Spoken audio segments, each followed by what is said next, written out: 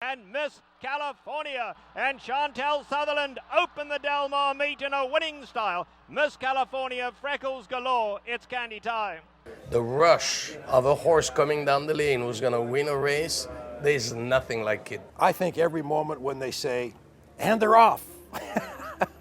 I mean, every time that happens is when you say, wow, you know, I got a part of that horse. And win or lose, you still have a part of the horse. We're coming to you from the Del Mar Racetrack. I'm Phoebe Chongchua. You're watching Live Fit Magazine. This race season, the Del Mar Thoroughbreds celebrates 75 years as a world-class racing and entertainment destination. It's amazing to think that, 75 years ago, Bing Crosby decided maybe this would be a good place for a racetrack and took off. I mean, the guy was a brilliant guy. I mean, who thought of bringing Seabiscuit out here the following year and making it all work? And I think he'd be proud of what we continue to do as far as in the entertainment business of this racetrack. It's an inside look at the horse racing syndicates, how a group of local business owners is betting on a jockey named one of People magazine's most beautiful people to cross the finish line. There's a lot of female horse owners, there's a lot of female trainers, and only 1% female jockeys. Nothing like being in the winner's circle. Nothing like being in the winner's circle. All sweaty and exhausted and nervous energy spent that you have no idea. On this edition of Live Fit Magazine, reporter Crystal Fambrini showcases hot racetrack looks. Live Fit Magazine travel journalist Cynthia Dial shows us where to wine, dine, and shop in San Diego. Here we go. So the economy is pretty tough. So the economy is really tough. Economy is pretty tough. Always searching for a day job. It's a great job, but I'm a little concerned about the commute. India is really far away. Raw talent? Looking for a new career? Get cooking. Be a chef. San Diego Culinary Institute, the school for creative people who also want to make a good living. Visit sdculinary.com. Learn how to become a professional chef. Who brought the funny? Hey, buddy. Hi. I'm Jockey Chantal, and when I'm not racing, I'm watching Live Fit Magazine. It is a sports of king, and the reason why is that it costs a lot of money. That's why syndicates or partnerships like those who gathered here in Rancho Santa Fe the night before opening day are popular in horse racing. Groups of 2 or more people join together to own horses and get into what was once only possible for the very wealthy. If you did it by yourself, you would lose a lot of money. This group, Great Friends Stables, has some well-known people investing in it, like Corky Miser, founder of Corky's Pest Control, on-air personalities Scott Kaplan and Billy Ray Smith, and Senior VP of Marketing at the Del Mar Thoroughbred Club, Craig Dado. Horse racing as an owner is a very tough business. Very few people actually turn a profit, and it can be very, very expensive. Each horse is probably about $3,000 a month in upkeep, and then to purchase a horse can be anywhere between $10,000 to a couple $100,000. So if you really want to get into the game, you probably need to come up with a couple $100,000. But in our syndicate, everybody only puts in $20,000. And even if we have a bad year, you're probably going to get at least half of it back. So you really minimize your downside, and you still get all the benefits of horse ownership, and you probably meet some new friends along the ways. When you're in this kind of thing and in a syndicate, you're not putting up $20,000 hoping that you're going to win 40. You know, you want to get one of these horses that goes to the Kentucky Derby, right? I mean, isn't that what you want?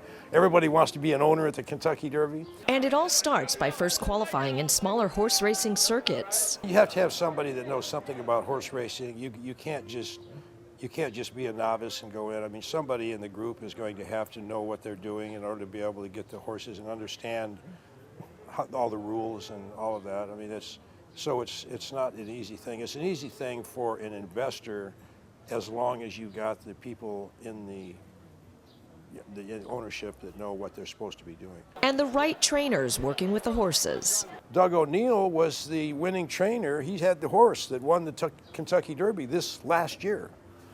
Oh, he's the man. Doug has been the leading trainer here at Del Mar 3 different times, and just recently he won the Kentucky Derby and the Preakness with the horse I'll Have Another. So all of a sudden we have a celebrity trainer on our hands, and he's wonderful for the syndicate. Jockey Chantal Sutherland is known as horse racing's hottest female jockey, not just for her beauty though. She's pulled in more than $45 million in earnings and completed nearly 1,000 races on thoroughbreds, and today she's racing Lamm in the 4th race. So we have 20 investors. Everybody put in an equal amount of money, and with that money we went out and bought 9 horses. And we're very fortunate that one of our 9 horses is running today on opening day. And what they want more than anything is to win this race, because it's the most prestigious day to win. And so if we win, there's going to be a lot of people that are going to want to buy drinks and take you out to dinner. And if we lose, I'm going to run as far and as fast as I can so that I don't have to answer to these people. Chantal will come out with about 15 minutes before the race. At that point, she'll say hello to everybody. Doug will give her last-minute instructions of how to ride the horse. In about 12 minutes, Chantal will get on the horse. They'll do a couple of laps around the paddock, and then she will head out to the racetrack to get the horse warmed up before the race. At that point, all the members of the Great Friends disperse, and we all go our separate ways to watch the race, hoping that in 10 minutes we'll meet each other up in the winner's circle. This is the moment that the partners wait for. Chantal is about ready to get on the horse. It's so much more about prestige than it is necessarily about winning money. I mean, part of it is, look, you come to the paddock before the race, you shake everybody's hands, you get excited, you listen to the trainer talk to the jockey, you take pictures with the jockey. Realistically, over all the years, I don't even think I've lost $20,000. I mean, well, when you take away the winnings, we're probably relatively close to even. But opening day's 4th race was not what they'd hoped for. Deadly Catch very fast. Deadly Catch wants the early lead and sprints away early. Tay Rapa's getting in a joint second. Up alongside of that comes Kesabitsi in the blue. Mr. Candy Bar's gone through at the rail to make it 3 in a line for second. Then back to Let's Do It in the red colours, followed by Sir Dave. Tribal Nation back 4th last. They followed by Saratoga Yankee, taken back 3rd last, 6 lengths off these leaders. And then we come back to Imponente Purse, and Lamm is 10 off them. What did you think? Well, Doug, the trainer, told Chantal, the jockey, what he wanted her to do. And that's not what she did. And so I can't really tell you right now if it was a really bad ride by her or if the horse had a hard time braking when he came out of the gate. Either way, the instructions were, middle of the pack, there isn't a lot of speed, and then, close. And you saw that she tried to close. I mean, she gave it, what she had, but there was so much traffic going on, and frankly, she wasn't going to catch the winners. Off the leaders. In behind that, Sir Dave. Then comes Tribal Nation. Kesabatsi was in tight drop back. Lamm has dropped off a good 11 off them. Saratoga Yankee, and at the back, Imponente Purse. They come to the top of the lane now, and here comes Tay Rapa. Tay Rapa coming to take on Deadly Catch. These two in front. Mr. Candy Bar chases from 3rd. But it is Tay Rapa striding away with a 16th to go. And Tay Rapa in a big, big performance today. Tay Rapa and Victor Espinosa win it impressively. Mr. Candy Bar 2nd. Deadly Catch 3rd. Imponente Purse finished 4th. You want to win on opening day. It didn't happen. We come back and we get them again tomorrow. Our whole thing is, you buy the horses before the meet starts, and then when the meet's over, you sell all of them. So that next year you start all over with a brand new syndicate. But there are still a few more weeks left of horse racing in this season at the Mar Racetrack, and that's plenty of time to cross the finish line. Hi, I'm Kimberly King, and when I'm not on TV, we're watching Live Fit magazine. Duh. Coming up on Live Fit magazine, a look back at the 2011 race day hat winner. Picture perfect sunny day, everyone together. Color the blue sky, feeling the rain. Paint yourself a perfect picture. We can make it so much better. The future's ours to lose. All you can dream of. Hi, I'm Angela with Studio Savvy Salons, and when I'm not in the salon styling hair, I'm watching Live Fit magazine. And this is the winning hat at the Del Mar races for 2011. I'm with Katie Helen, and you're watching Live Fit magazine. Now tell us, how long did it take you to make this hat? Oh my gosh, I think the tally is at about 10 hours, but I didn't start it until the day before the races last year. Wow. Yeah. And walk us through, what is it? I see a surfboard, I see the horse. Yeah, there's a lot going on here. What you're seeing is a carousel horse that I painted in the Del Mar colors, and it's topped with an unfiberglassed surfboard that I painted with Del Mar's opening gates. And how much does this weigh? Is it comfortable to weigh? Weighs too much. I would say it probably weighs about 20 to 25 pounds. And I wore it for about 6 hours straight last year. So you're here to share with us some fashion tips about what to wear for during race season. So let's just kick it off. What are your top 3 tips for race day fashion?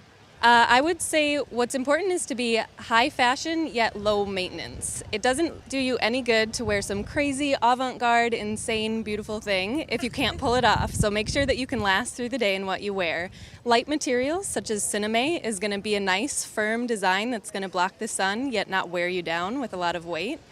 And fascinators, of course, such as what you have on today, are so trendy right now, and they're just so flirtatious and cute. You look adorable. Thank you. I love it. This is so fun, and it's so easy. It's just a headband. So now tell us, how do you pair the hats with the dresses?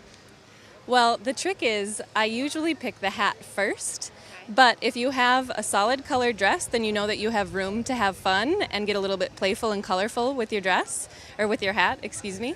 And if you have a more designed and pattern covered dress, then you want to do something a little bit more simple. And if your dress is tight, you can go for a wide brim. If your dress is loose, maybe go for a smaller fascinator. Those are some great tips. And we have some gorgeous models that are wearing all your fascinators to the wide-brimmed hats with some great Ted Baker clothing. Now, why did you pair them in the Ted Baker designs? They're just the perfect high-class yet comfortable summertime look for a day at the races. You want to look classy and sophisticated, yet normal in the daytime with what you're wearing. Now let's talk about what the men should be wearing for race day fashions. Yes, you can't leave the men out. I would say the go-to word that you're shooting for if you're a man is dapper. You want to look like a handsome, dapper gentleman on opening day. So think blazers, think button-ups, think maybe boat shoes or some loafers.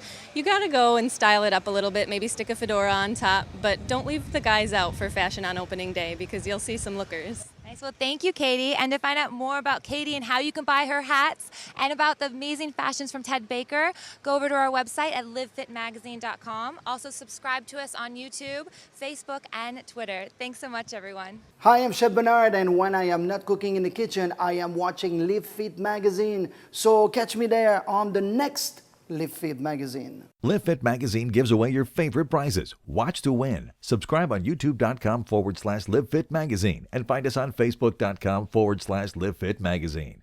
Find contest details and enter to win prizes at livefitmagazine.com.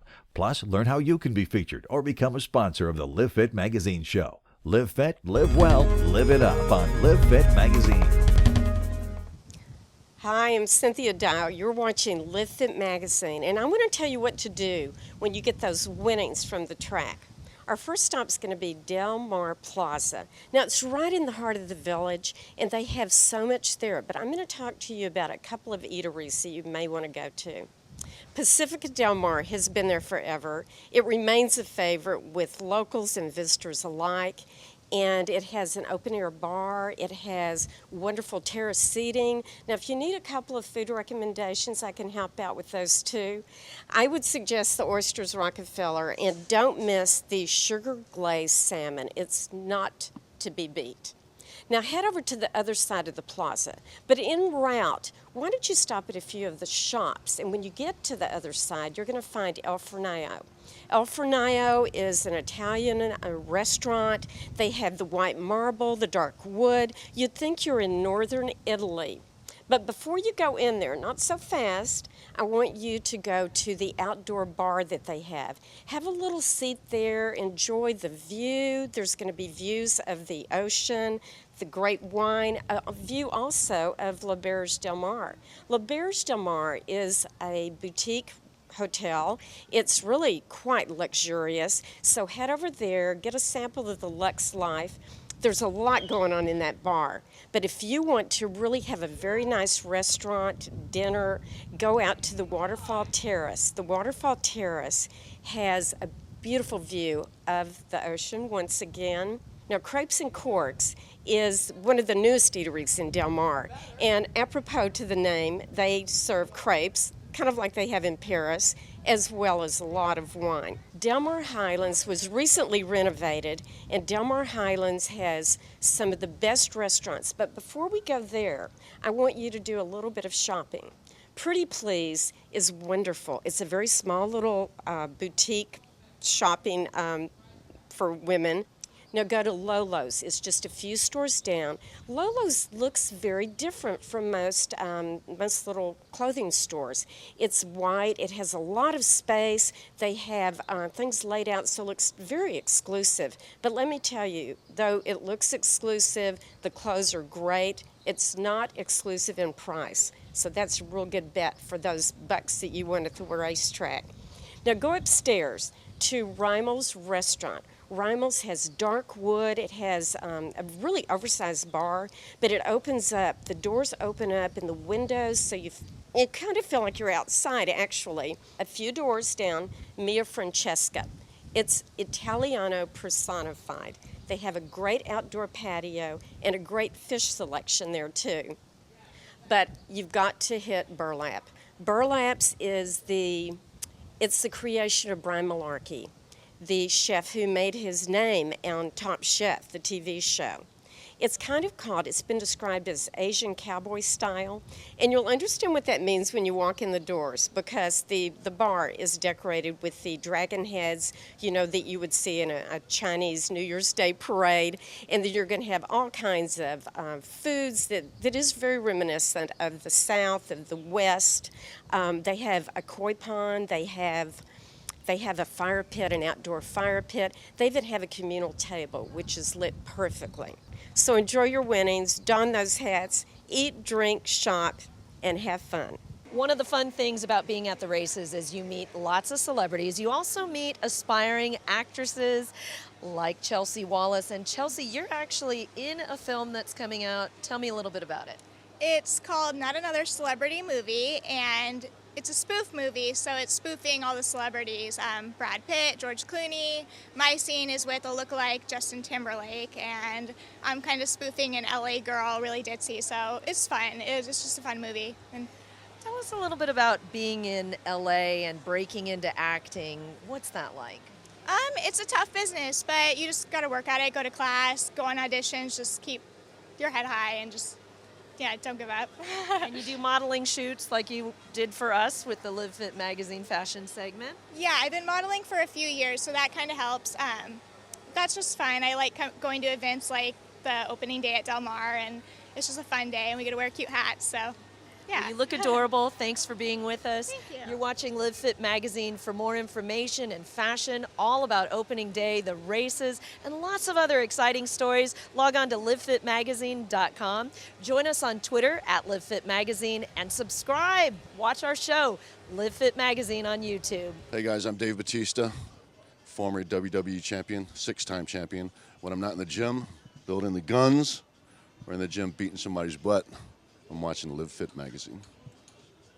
Hi, I'm Alicia Marie, and when I'm not doing moves from the Booty Bible at the gym, I'm watching Live Fit magazine.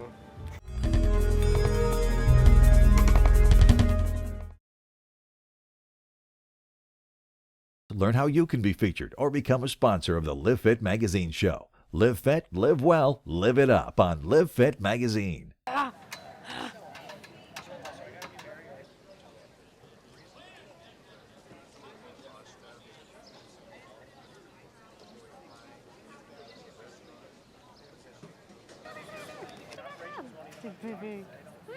hi. Look at you. You're just playing. Yeah.